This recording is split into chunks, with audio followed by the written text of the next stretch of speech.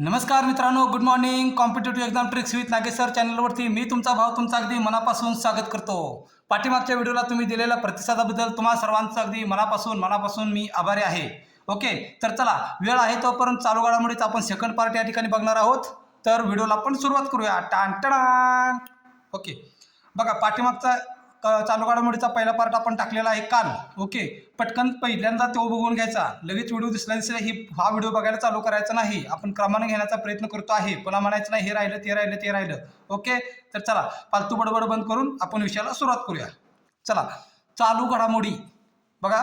Combine exam group B चालू घडामोडी only I M P fact हा खूप महत्त्वाचा शब्द आहे. चला, काल बघा आपण निर्देशांक घेतले होते आणि त्या निर्देशांकामध्ये अजून काय महत्त्वाचे निर्देशांक घ्यावेसे मला वाटले जे की महत्त्वाचे आहेत, त्यामुळे मी इथे घेण्याचा प्रयत्न केलेला आहे. बघा, जागतिक जगण्यायोग्य निर्देशांक 2024 म्हणजे जगण्यायोग्य निर्देशांक म्हणजे कोणता असं शहर आहे की किंवा देश आहे की जिथं राहण्यासाठी तो सर्वोत्तम आहे. तर बघा, 2024 मध्ये राहण्यासाठी सर्वोत्तम शहर आहे व्हिएन्ना. लक्षात ठेवा, कोणतं शहर आहे? व्हिएन्ना. Okay okay. जागतिक प्रेस स्वातंत्र्य निर्देशांक 2024 प्रेस स्वातंत्र्य निर्देशांक, त्याला आपण वृत्तपत्र स्वातंत्र्य निर्देशांक सुद्धा म्हणू शकतो. त्याच्यानुसार बघा, 2024 मध्ये भारताचा क्रमांक आहे 159, 2023 मध्ये भारताचा क्रमांक 161. ओके, आणि प्रथम देश आहे नॉर्वे. रिपीट, 2024 मध्ये भारत आहे 159 नंबरला, 2023 मध्ये भारत आहे 161 नंबरला. हां, बघा, सगळ्यात महत्त्वाची गोष्ट बघा, हे नोट्स काढताना मी काही पुस्तक रेफर केलेलं असतात. कधीतरी चूक भुलीनं इकडचा आकडा तिकडं होतो, तिकडचा आकडा इकडं होतो, काहीतरी चुकलं तर काय ते सांगत जावं मित्रांनो, बरं का. म्हणजे काल बघा, भूक निर्देशांक मी 111 मांडायचो, त्या ठिकाणी मी 101 मांडून दिलं. एका मुलानं मला ती चूक सांगून दिली की सर तुमचं चुकलेलं आहे. इट्स ओके भावा, त्यासाठी खूप मनापासून धन्यवाद. काय चुकलं तर सांगायचं, बिंदा सांगायचं, आपल्याला राग काय येत नसते तसला. ओके, चला, 2024 भारत आहे 159 नंबरला, 2023 भारत आहे 161 नंबरला. मग लक्षात कसं ठेवायचं? बघा, 2023ला 161 आहे आणि आता 24ला 2 कमी झालाय. समजते का? म्हणजे 159 झालाय. पण क्लिअर.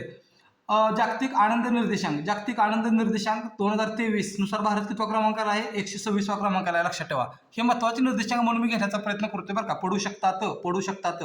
चला, प्रथम देश कोणता आहे? फिनलँड आहे. ओके, चला, वर्ल्ड एअर क्वालिटी रिपोर्ट 2023 नुसार सर्वात प्रदूषित देश कोणता? तर आहे बांगलादेश. सर्वात प्रदूषित देश कोणता? तर तो आहे बांगलादेश. लक्षात ठेवायचं, तो कोणता आहे? बांगलादेश आहे. जागतिक बौद्धिक संपदा निर्देशांक 2024. रिपीट, जागतिक बौद्धिक संपदा निर्देशांक 2024 नुसार भारत आहे 42 नंबरला आणि प्रथम क्रमांक आहे अमेरिकेचा. ओके, कन्फ्यूज व्हायचं नाही बरं का, हे आकडे मोठे दिसतात म्हणून अजिबात कन्फ्यूज व्हायचं नाही. रिपीट करतो मी, बघा, जागतिक आनंद निर्देशांक भारत आहे 126वा, वर्ल्ड एअर क्वालिटी रिपोर्टनुसार सर्वात प्रदूषित देश आहे बांगलादेश, जागतिक बौद्धिक संपदा निर्देशांक 2024 नुसार भारत आहे 42वा आणि प्रथम आहे America. Point clear. I think तुम्हाला या ठिकाणी समजलं असेल. चला, लोकशाही निर्देशांक 2023, काय म्हटलं मी? लोकशाही निर्देशांक 2023 भारत आहे 41वा आणि प्रथम आहे नॉर्वे. बघा, नॉर्वे इथं पण प्रथम आहे आणि इथं पण प्रथम आहे. असं काहीतरी तुलना करायची, लक्षात ठेवायची. तुलना करायची म्हणजे तुलना केली की जरा तुम्हाला सोपं पडेल. म्हणजे कसं? बघा, जागतिक प्रेस स्वातंत्र्य निर्देशांक नॉर्वे आणि लोकशाही निर्देशांक नॉर्वे. ओके, मग काय करायचं? लोक वर्तमानपत्र वाचतात असं काहीतरी करायचं तिथं. लोक वृत्तपत्र वाचतातच, त्यात काय एवढं विशेष आहे? लोक वृत्तपत्र वाचतात म्हणजे तुम्हाला लक्षात आलं पाहिजे, लोक म्हणजे पण लोकशाही आणि वृत्त म्हणजे वृत्तपत्र निर्देशांक, दोन्हीमध्ये नॉर्वे प्रथम आहे. Point clear. आय थिंक आता समजलं असेल. चला, भ्रष्टाचार आकलन निर्देशांक 2023 भारत आहे 93वा. बघा, भारत आहे 93वा. 2022ला भारत होता 85वा, 2023ला भारत किती होता? 85. सर्वात कमी भ्रष्टाचारी देश कोणता आहे? डेन्मार्क आहे. लक्षात ठेवा. आणि सर्वाधिक भ्रष्टाचारी देश कोणता आहे? सोमालिया. आता तुम्हाला लक्षात राहील ना, सोमनाथ लक्षात ठेवा, सोमा लक्षात ठेवा. सोमा जास्त भ्रष्टाचार करतो असं देण्यात ठेवायचं. सोमा जास्त भ्रष्टाचार करतो म्हणजे काय? सर्वाधिक भ्रष्टाचारी देश आहे सोमालिया. ओके, सर्वात कमी भ्रष्टाचारी देश आहे तो आहे डेन्मार्क. ओके, पॉईंट तुम्हाला समजला असेल. ओके, सारखं रिपीट करत बसत नाही. चला, सर्वोत्कृष्ट देश क्रमवारी. बघा, सर्वोत्कृष्ट देशाची क्रमवारी जाहीर केलेली आहे. हा असला पडू शकतो बरं का. त्यामध्ये प्रथम देश कोणता आहे? तर स्वित्झर्लंड आहे. लक्षात ठेवा. आणि भारताचा नंबर किती आहे? 33वा. बघा, मी खाली पण लिहिले, बस एवढंच. कारण मला असं वाटलं की एवढेच निर्देशांक सफिशियंट आहेत. एवढे म्हणजे एवढे नाही, पाठीमागच्या व्हिडिओमध्ये पण दिलेत. बघायचा कंटाळा करायचा नाही, पटकन जायचं तो व्हिडिओ पटल्यानंतर बघून घ्यायचा. समजते? ओके, हां, पहिलं पान तुम्हाला समजलं असेल सगळं. ओके, बघा, दिसते का? हां, जागतिक राहण्यायोग्य सगळं सांगितलेलं आहे. चला, पान नंबर 2. पान नंबर 2. ओके, चला. रामसर तळे हा चर्चेतला मुद्दा होता, लक्षात ठेवा. त्यामुळे मी हा डिटेलमध्ये घेण्याचा प्रयत्न करतोय. रामसर स्थळे म्हणजे आपण क्षेत्र म्हणू. भारतात एकूण किती क्षेत्र झाली रामसर स्थळांची? तर झाली ती 85 झाली, लक्षात ठेवा. आयोग आकडे विचारू शकतात बरं का. आता कन्फ्युजन करायचं आयोगाचं वाढलेलं आहे. राज्यसेवेमध्ये बघितलंय, त्यामुळे ती चुका वारंवार करायच्या नाहीत. मी काय सांगितले तुम्हाला, तुम्ही सगळे जण मला मेन्सला पाहिजे, आपल्याला मराठी इंग्रजी ग्रामर वगैरे व्यवस्थित घ्यायचं आहे आणि पटकन यातून बाहेर पडायचं आहे आणि पास व्हायचं आहे. चला पुढं. चला, नवीन ॲड झालेले ठिकाण कोणकोणते आहेत? नुकती झाली बघा, नागे आणि नक्ती. ही नक्ती आहे बरं का, मला पहिल्यांदा नक्ती वाटलं ते. ओके, नक्ती नागे आणि नक्ती हे कुठे ठिकाणी? ते आहेत ठिकाणी बिहारमध्ये. ते कुठे ठिकाणी आहेत? बिहारमध्ये आहेत, लक्षात ठेवायचं. सर्वाधिक रामसर क्षेत्र कुठं आहेत? तर तामिळनाडूमध्ये आहेत. किती आहेत टोटल? 18 आहेत, लक्षात ठेवा. आणि 2 नंबरला कोण आहे? उत्तर प्रदेश. बघा, आता मी इथं थांबतोय जरा. का थांबतोय बघा, याच्यावरती जर प्रश्न तयार करायचं झालं तर आयोग कसा करू शकतो? नुकतीच भारतामध्ये नागे आणि नक्ती या स्थळांना रामसर स्थळ म्हणून, बिहारमधील स्थळांना रामसर स्थळ म्हणून घोषित करण्यात आले. विधान 1. भारतामध्ये एकूण 85 रामसर स्थळे झाली, तिथं 84 करू शकतात. विधान 2. सर्वाधिक रामसर स्थळाचे क्षेत्र उत्तर प्रदेशमध्ये आहे, असं विधान करू शकतात. ऍक्च्युली ते चूक आहे. सर्वाधिक रामसर स्थळाचं क्षेत्र हे तामिळनाडूमध्ये आहे. ओके, असं विधान केले की आपल्याला म्हणजे आठवायचं बंद होतं का? कारण आपण फक्त वन लाईनर करत राहतो. त्यामुळे आता रिस्क घ्यायची नाही, फक्त वन लाईनर करायची. असे डिस्क्रिप्टिव्ह प्रश्न करायचे. समजते का? समजलं. चला, जागतिक वारसा स्थळे बघा. जागतिक भारतात वारसा स्थळांची संख्या किती झाली? 43 झाली, लक्षात ठेवा. 43 झाली. आणि 26 जुलै 2024ला नुकतंच युनेस्कोने एका वारसा स्थळाचा यादीत समावेश केला. ते कुठलं वारसा स्थळ आहे? तर आहे चरिदेव मोईदम. हे ऍड केलं. हे कुठलं आहे? तर ते आसाममधलं. मग आसाममधलं आतापर्यंत ऍड केलेलं जागतिक वारसा स्थळ किती आहे? तर 3रं आहे, लक्षात ठेवा. ह्याच्या अगोदर कुठलं वारसा स्थळ होतं ऍड केलेलं? काझीरंगा राष्ट्रीय उद्यान. दुसरं होतं मानस राष्ट्रीय उद्यान. समजते? ओके. आणि हे जे आहे ना चरिदेव मोईदम, आय थिंक मला वाटते दफनभूमी. हा, दफनभूमीच आहे. ईशान्य भारतातील पहिले सांस्कृतिक वारसा स्थळ आहे. कोणतं? हे चरिदेव मोईदम ईशान्य भारतातील पहिले सांस्कृतिक वारसा स्थळ आहे. Point clear? ओके. याच्यावरती जर आयोगाला प्रश्न करायचा झाला डिस्क्रिप्टिव्ह, आयोग कसा करू शकतो? नुकतेच चरिदेव मोईदम यांना जागतिक वारसा स्थळामध्ये म्हणजे ऍड करण्यात आलं. ऍडला तिथे शब्द एखादा घ्या कुठला तरी, ऍड करण्यात आलं. दुसरं विधान देऊ शकतात की हे आसाममधील पहिलेच आहे. पहिले नाही तर आसाममध्ये 3रं आहे, लक्षात ठेवायचं. आणि 3रं विधान कन्फ्यूज करतात तर कसं करता येईल? भारतात नुकतीच रामसर वारसा स्थळांची संख्या 42 झाली. ऍक्च्युली 42 नाही, 43 झाली. Point clear? ओके. म्हणजे करंट घेताना फक्त उगाच पटापटा घेऊन संपवण्यात काय अर्थ नाही. आयोग प्रश्न कसा विचारू शकतं असं जेव्हा मी तुम्हाला एक्सप्लेन करेन त्यावेळेस तुम्ही लक्ष देणार आहे, त्यावेळेस तुमच्या लक्षात राहणार आहे. समजते का? ओके, चला.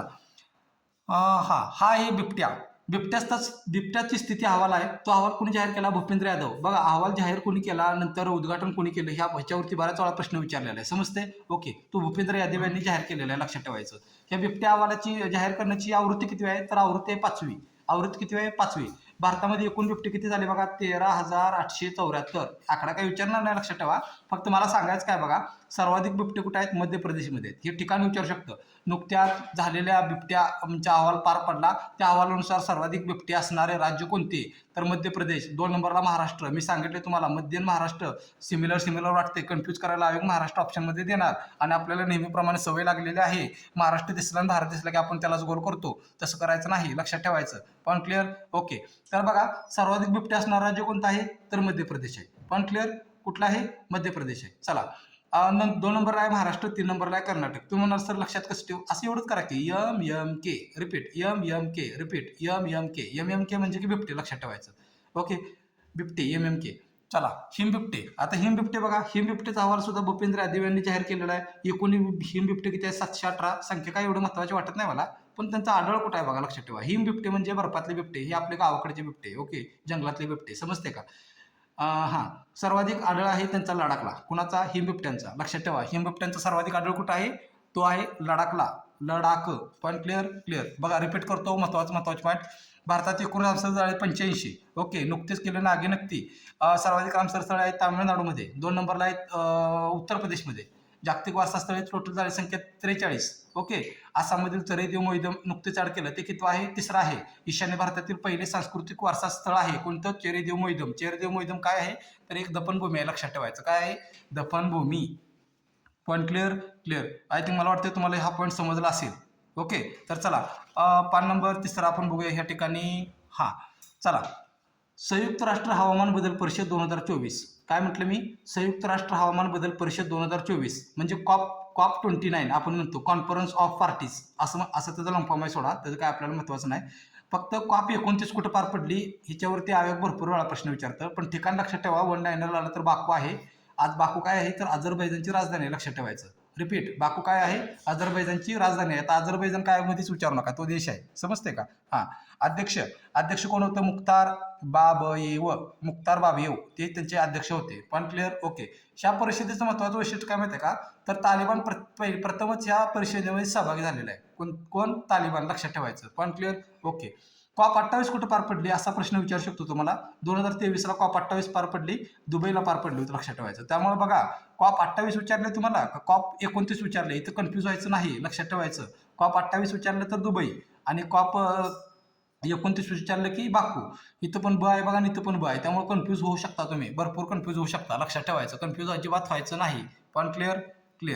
आता बघा, रेमल चक्रीवादळाचं नाव काय, रेमल चक्रीवादळ कुठे आले, बंगालच्या उपसागरात. कधी आले, 24 मे 2024. नामकरण कोणी केलं, ओमाननं केलं. अर्थ काय आहे त्याचा, वाळू.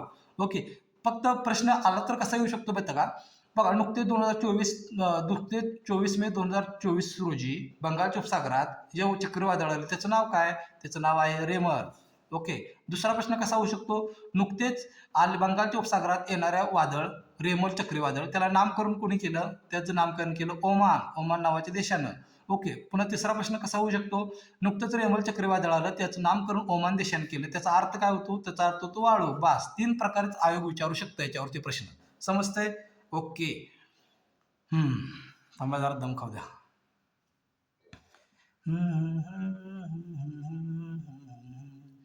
चला बघा, उष्णतेची लाट ही IMP वन लाईनर आहेत, जे मला खूप महत्त्वाचे वाटले म्हणून मी घेण्याचा इथं ठिकाणी प्रयत्न करतोय. बघा, उष्णतेची लाट ही राज्य विशिष्ट आपत्ती म्हणून घोषित करणारे पहिले राज्य कोणते, उष्णतेची लाट राज्य विशिष्ट आपत्ती म्हणून घोषित केलं कोणी, तामिळनाडूने, लक्षात ठेवायचं. हे असले पाठच पाहिजेत बरं का.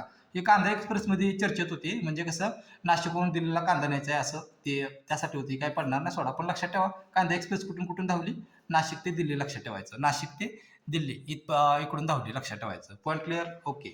भारतातील पहिल्या बहुउद्देशीय हरित हायड्रोजन पायलट प्रकल्पाचे उद्घाटन कुठे झालं, रिपीट. भारतातील पहिल्या बहुउद्देशीय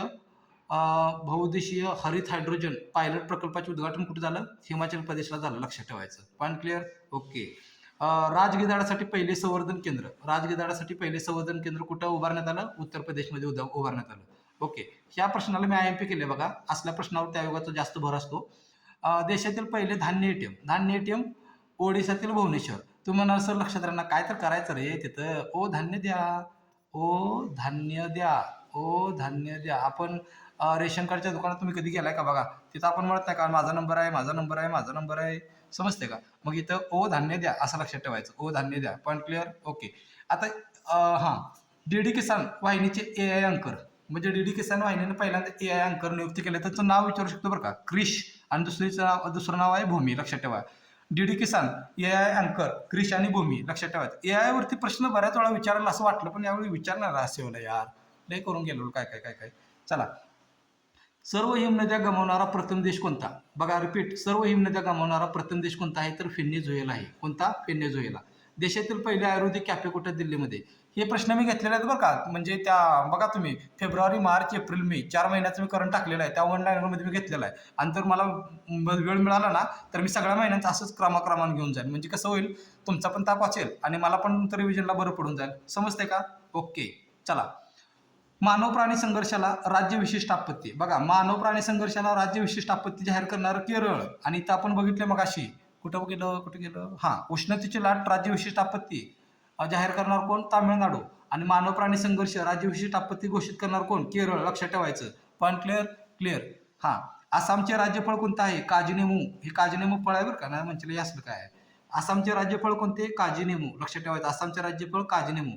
पशुधनावर जगातील पहिला उत्सर्जन कर लावणारा देश. उत्सर्जन म्हणजे हे काय झालं माहिती आहे का, म्हणजे तर असं म्हणजे शेळ्या मेंढ्या वगैरे आहेत का नाही, ते मिथेन उत्सर्जित करतात, त्यामुळे काय होतं, त्यांच्यामुळे तापमान वाढायला कारणीभूत त्या ठरायला लागलेत, असं म्हणून पशुधनावर जगातील पहिला उत्सर्जन कर लावणारा देश आहे डेन्मार्क आहे, लक्षात ठेवायचं. कुठला देश आहे, Denmark. Point clear. I think तुम्हाला हा पॉईंट समजलेला असेल. चला, शेवटचं पान बघा. इथं काय अडचण आहे का? असेल तर डबल व्हिडिओ बघा बरं का. आता काय सारखं सारखं घेत बसत नाही, कारण ते एक एकच किती वेळा घ्यायचं. चला शेवटचं पान बघा. महत्त्वाच्या फॅक्ट या ठिकाणी आपण कव्हर करतोय. ओके चला. 14 ऑगस्ट 2024, 14 ऑगस्ट 2024 कोणत्या आजाराची साथ ही जागतिक आणीबाणी असल्याचे जागतिक आरोग्य संघटनेने जाहीर केले. रिपीट, 14 ऑगस्ट 2024 कोणत्या आजाराची साथ ही जागतिक आणीबाणी असल्याचे जागतिक आरोग्य संघटनेने जाहीर केले. तर तो आजार आहे एमपॉक्स. लक्षात ठेवा, तो आजाराचं नाव काय? एमपॉक्स. तिथं एमपॉक्स, एनपॉक्स, पीपॉक्स काही पण ऑप्शनमध्ये देऊ शकतो आहे, लक्षात ठेवा कन्फ्यूज करायला. पण क्लिअर क्लिअर. जागतिक आरोग्य संघटनेने इजिप्तला मलेरियायुक्त मुक्त घोषित केले. असा प्रश्न पडू शकतो. नुकतेच जागतिक आरोग्य संघटनेने कोणत्या देशाला मलेरिया मुक्त म्हणून घोषित केले? रिपीट, नुकतेच जागतिक आरोग्य संघटनेने कोणत्या देशाला मलेरिया मुक्त म्हणून घोषित केले? तर तो देश आहे इजिप्त. आणि इजिप्तच्या अगोदर कोणत्या देशाला केलं होतं? तर काबो वर्दे. काबो वर्दे नावाचा एक देश आहे. त्या काबो वर्दे नावाच्या देशाला त्यांनी काय केलं होतं? तर काय ते मलेरिया मुक्त म्हणून घोषित केलं होतं. पण क्लिअर. ओके बघा, तुम्हाला समजते. ओके बघा काल महत्त्वाचा मुद्दा निघाला म्हणून सांगतो. काल एकानं कमेंट केली होती, काय माहिती आहे का? कोण होत्या? मग आशू मॅडम होत्या थोडक्यात. ओके त्या म्हणजे टेन्शन भरपूर वगैरे. बघा मी काय सांगितलं तुम्हाला, हे आपलं क्षेत्रच असं आहे की अनिश्चित क्षेत्र आहे. हे तर आपल्याला बघा परीक्षा कधी होईल माहिती नाही, निकाल कधी लागेल माहिती नाही, म्हणजे मी पास होईन का नाही हे माहिती नाही. आपल्याला फक्त अभ्यास आहे, लक्षात ठेवा मित्रांनो. त्यामुळं टेन्शन वगैरे ही येणं साहजिक आहे. मी असं नाही म्हणत की टेन्शन घेऊच नका. टेन्शन वगैरे गोष्टी येणं साहजिक आहे. पण त्यामध्ये तुम्ही स्वतःला कसं सावरता ही गोष्ट सगळ्यात महत्त्वाची आहे, लक्षात ठेवा. आता तुम्ही आता एवढं विचार करा की आता मी तुमच्या पुढं पूर्ण म्हणजे हे आहे सगळं जे आहे ते मनात तेच तुमच्यासोबत मी सांगत असतोय, लक्षात ठेवा. म्हणजे कसं, आता समजा माझं वय 30 वर्ष आहे. ओके, अजून मी अभ्यास करतोय, गेली 7 वर्ष झाला अभ्यास करतोय. मग मला किती टेन्शन असेल सांगा बरं? खूप टेन्शन असेल. म्हणजे आणि आहेच पण, लक्षात ठेवायचं. फक्त प्रत्येक वेळी दाखवून द्यावं, प्रत्येक वेळी सांगावं असं काही नसते, लक्षात ठेवा. ज्याच्या त्याचं प्रॉब्लेम ज्याची त्याला माहिती असतात.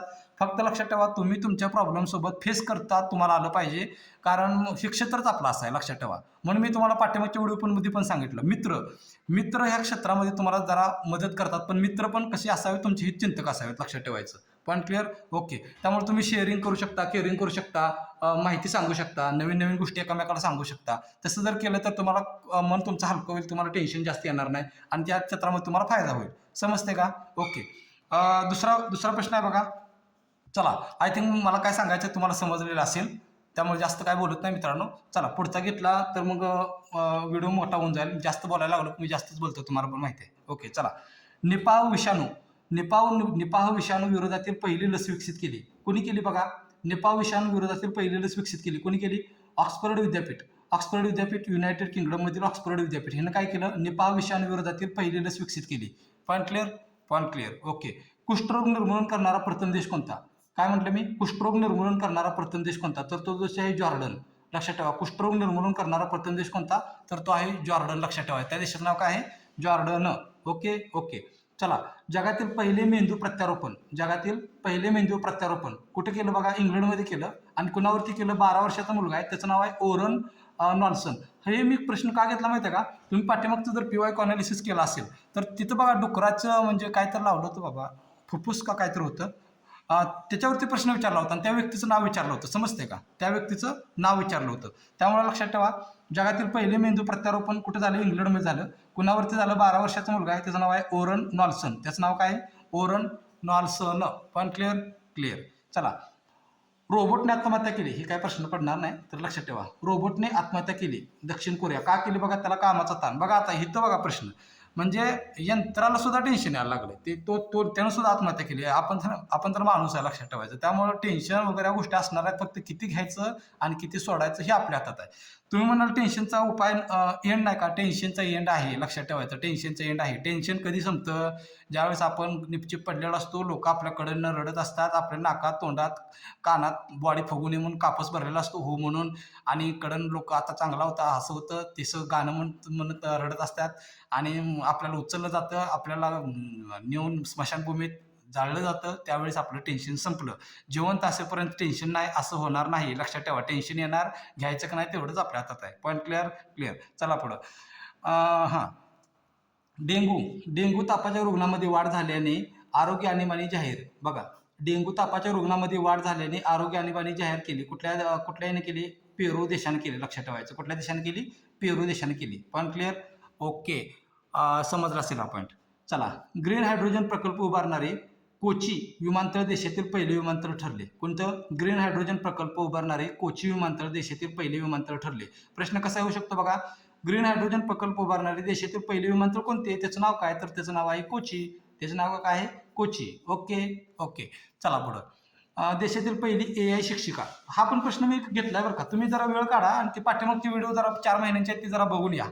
नाहीतर मी काय करतो, आजच्या व्हिडिओ खाली काय करतो, त्या सगळ्या व्हिडिओची लिंक देतो, म्हणजे तुम्हाला पटापटा शोधायचं आहे. तुम्ही मला ती प्लेलिस्ट वगैरे करायला वेळ मिळणार नाही मित्रांनो मला, आणि वेळ पण नसतोय, लक्षात ठेवा. आता एक वेळ आहे म्हणून म्हटलं चला घेऊया कारण म्हणून घेतोय, लक्षात ठेवा. ओके. चला, सखी हा पण प्रश्न पाठीमागे घेतलाय बघा, आणि मी त्यावेळी पण सांगितलं होतं, नाव सखी आहे म्हणल्यानंतर तुम्हाला महिलांशी निगडीत काहीतरी वाटू शकतं, पण हे महिलांशी निगडीत ॲप नाही. सखी ॲप कशासाठी आहे? गगनयान मोहिमेदरम्यान अंतराळवीरांना मदत करण्यासाठी, लक्षात ठेवा. गगनयान मोहिमेदरम्यान अंतराळवीरांना मदत करण्यासाठी सखी ॲप्लिकेशन काढलेलं आहे. पण क्लिअर. सारथी पोर्टल एक चर्चेत होतं बघा. कशासाठी होतो? तर कृषी विमा योजना ज्या सगळ्या आहेत त्या एका छताखाली आणायच्या. म्हणजे काय म्हणलं मी? कृषी विमा योजना ज्या आहेत त्या एका छताखाली आणायच्या. मग त्या आणण्याचं काम कोण करणार आहे? सारथी पोर्टल करणार आहे, लक्षात ठेवायचं. पण क्लिअर. ओके. आता इथं आहे दुसरं स्वाती पोर्टल. दुसरं कोणतं आहे? स्वाती पोर्टल. मग स्वाती पोर्टल कशासाठी हो? तर विज्ञान, तंत्रज्ञान असेल, गणित असेल, औषध असेल, या क्षेत्रामध्ये भारतीय महिला असतील किंवा मुली असतील यांचं प्रतिनिधित्व वाढवायचं आहे, लक्षात ठेवायचं. कोणत्या पोर्टल अंतर्गत? स्वाती पोर्टल अंतर्गत. पण क्लिअर. कोणत्या देशाने जगातील पहिली कार्बन फायबर हायस्पीड ट्रेन सादर केली? हा प्रश्न बघा. चीन आहे, लक्षात ठेवा उत्तर. कोणत्या देशाने जगातील पहिली कार्बन फायबर हायस्पीड ट्रेन सादर केली? त्याचं उत्तर आहे चीन. पण क्लिअर. ओके. बघा या ठिकाणी आपण महत्वाचे, आणि मी काय म्हटलं तुम्हाला, महत्वाचे मी फॅक्ट प्रयत्न करतोय की संपवायचा, सगळंच घेत बसायचं नाही. बघा, नोट्स काढणं म्हणजे काय असतं माहिती आहे का? एखादं पुस्तक दिलंय त्यातलं महत्वाचं, म्हणजे कुठला एक पक्षी आहे बघा, त्याला पाण्यात दूध दिलं तर ते फक्त दूधच पितो. काय नाव त्याचं? राजहंस. ओके. तर तसं करणं म्हणजे नोट्स काढणं असते. म्हणजे कसं, एखादं मोठं पुस्तक तुम्हाला दिलं, समजते का, तर त्यातलं जे महत्वाचं ते त्यातलं उचलायचं ना आपल्या वहीत मांडायचं, त्याला म्हणायचं नोट्स. ओके. आपण ते उगाच रंगवत बसायचं नाही नोट्स, म्हणजे ते लाल, काळं, पिवळं वगैरे. हा, वेळ असला तर रंगवात ते दिसायला चांगलं दिसतं, काय प्रॉब्लेम नाही. फक्त नोट्सचा उद्देश आपल्याला फास्ट रिव्हिजन असावा, एवढाच असावा. त्या नोट्स आकर्षक दिसाव्या हा उद्देश नोट्सचा नसावा. पण कळलं का? ओके. चला, महत्त्वाच्या गोष्टी बोललेलो आहे तुम्हाला, आणि मी अजून सांगतो महत्त्वाची गोष्ट. राज्यसेवा होऊन आता मला वाटतंय 1 डिसेंबर झाला, आज आहे, उद्या आता 31 डिसेंबर येईल. आता 20 दिवस झालं. आता त्यात दुःखातनं बाहेर पडा, कळलं का? दुःखातनं बाहेर पडा. भरपूर अशी मुलं आहेत, लक्षात ठेवा, भरपूर. आपलं काय MPSC मध्ये होते माहिती आहे का? आपण आपल्या सुखाची तुलना दुसऱ्यासोबत करतो, तसं नाही करायचं, दुःखाची करायची, लक्षात ठेवायची, दुःखाची. म्हणजे अशी किती मुलं असतील राज्यसेवेची, आता तुम्हाला सांगतो. ऑब्जेक्टिव्हचा शेवटचा अटेम्प्ट असल्यामुळं काय मुलं 2-3 वेळा असे मेन्सपर्यंत जाऊन आले, इंटरव्ह्यूपर्यंत जाऊन आले, त्यांचा स्कोर नसेल, त्यांचं दुःख वेगळं आहे, लक्षात ठेवा. काय मुली त्यांचं लग्न मोडलेलं आहे, काय ठिकाणी मी बघितलं माझ्या मैत्रिणींचं, त्यात तरी अभ्यास करतायत, त्यांचं दुःख वेगळं आहे. काय लोकांना फिजिकल त्रास आहे, काय लोकांना मानसिक त्रास आहे, तरी सुद्धा ते अभ्यास करतायत, त्यांचं दुःख वेगळं आहे. इथं प्रत्येकाची MPSC मध्ये कहाणी वेगळी आहे, लक्षात ठेवायचं. मी काय म्हणते बघा, MPSC मध्ये प्रत्येकाची कहाणी वेगळी आहे. ती कहाणी आपल्याला माहीत कधी पडते? ज्यावेळेस तो पोरगा सक्सेस होतो, लक्षात ठेवा. तुम्ही किती दुःखात आहे, तुम्ही किती अडचणीत आहे, तुमचा किती स्ट्रगल आहे, ह्या गोष्टीला तोपर्यंत अर्थ कायच नाही जोपर्यंत तुम्ही पास होत नाही, समजते का? ह्या गोष्टीला तोपर्यंत अर्थ कायच नाही की जोपर्यंत तुम्ही पास होत नाही. त्यामुळे जर तुमच्या कहाणीला उजाळा द्यायचा असेल, तुमची कहाणी म्हणजे इतरांसाठी मोटिवेशन वाटावी असं तुम्हाला वाटत असेल, तर त्याच्यासाठी पर्याय मित्रांनो फक्त एकच आहे, तो म्हणजे अभ्यास. ओके. तुम्ही अभ्यास करा, आणि त्याला पर्याय नाही, लक्षात ठेवा. त्यामुळे आता कंबाईन राहिली 30 दिवसावर. जर तुम्ही पाठीमागचं दुःख अजूनच घेत बसला असाल, झालं पाहिजे होतं, असं कसं झालं, सिले मिस्टेक झाल्या, खूप झाल्या, माझ्या नशिबातच नाही, मी आता काय होऊ शकत नाही, असल्या निगेटिव्हिटीमध्ये जर तुम्ही असाल तर पटकन बाहेर या. 30 दिवस राहिलेत, लक्षात ठेवा. आणि लक्षात ठेवा, जॉब, छोटी पोस्ट, मोठी पोस्ट, हे आता करत बसू नका. आता आपल्याला सध्या जॉबची जास्त गरज आहे. त्यामुळे जे मिळेल ते पहिल्यांदा घ्या. आपलं आयुष्य इथनं म्हणजे सुरुवात तर करूया एका ठिकाणी थांबलेल्या आयुष्याला, समजते का? बघा, मला जेवढ्या माझ्या बुद्धीला पटत होत्या, मला जेवढ्या माहिती होत्या, त्या गोष्टी मी तुम्हाला सांगायचा प्रयत्न केला आहे. ओके. आणि माझं नेहमीप्रमाणे असतं, ज्या गोष्टी तुम्हाला आवडतात त्या घ्या, नसलं पटल्या त्या सोडून द्या. ओके. तर मला काही प्रॉब्लेम नाही. ओके. फक्त माझा चॅनलचा उद्देश तुम्हाला माहिती आहे, गावाकडची जी पोरं आहेत त्यांच्यासाठी मी काढलेला आहे, त्यांना फायदा व्हावा, त्यांना माहिती मिळावी, एवढ्यासाठी हा चॅनलचा उद्देश आहे. बाकी दुसरं काही सुद्धा नाही. सगळं समजते का? मला जसा वेळ मिळेल तसा मी व्हिडिओ बनवण्याचा प्रयत्न करतो आहे. आय थिंक, आणि तुम्ही खूप छान सपोर्ट करताय, त्याबद्दल खरोखर तुमचं मनापासून आभार. ओके. जास्त बोलत नाही मी, जे बोलायला लागलो की भरपूर वेळ होऊन जातो यार. त्यामुळे या ठिकाणी आपण थांबूया. चॅनलला लाईक करा, सबस्क्राईब करा आणि शेअर करायला अजिबात विसरू नका. या ठिकाणी आपण थांबू. जय हिंद, जय महाराष्ट्र.